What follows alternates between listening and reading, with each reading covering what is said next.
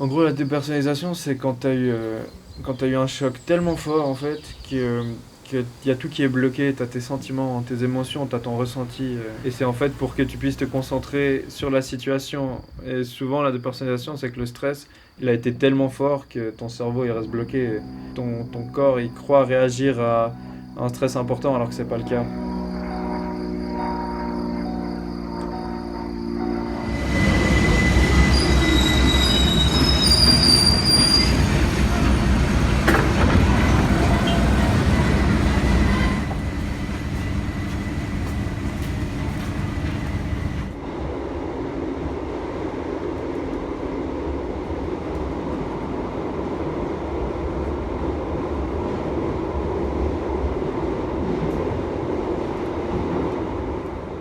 On arrive avec le train à Romont et un peu plus tard, tout d'un coup, j'entends un cri derrière moi et la fille se lève et dit qu'il l'a touchée. Et elle se déplace, je me suis déplacé à côté d'elle, à la place à 4 à côté d'elle. Et imagine-toi, je connais rien de ces deux-là, je sais pas s'ils sont venus ensemble, je sais pas quand ils sont montés, je sais pas depuis combien de temps ils sont derrière moi.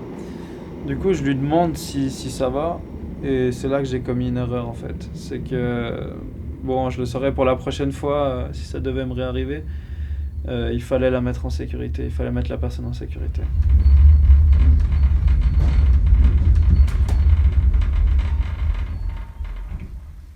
D'un coup, j'entends le zip de sa veste, le mec se lève et il vient dans notre direction. Et dans la tête, là, je me suis dit, ouais, mais il va s'enfuir, il va se barrer, quoi. Et là, il vient vers la meuf, il appuie contre le siège et il la plante, mais sans un mot, quoi. Du coup, j'interviens, je saute sur le mec pour permettre à la fille de s'enfuir, en fait.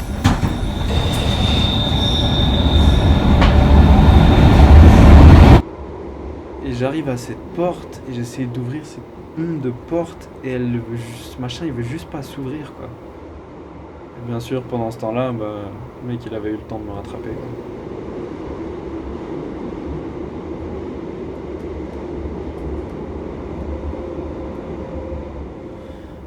Moi j'en ai eu genre 21 à l'œil, j'en ai eu 10 à la jambe.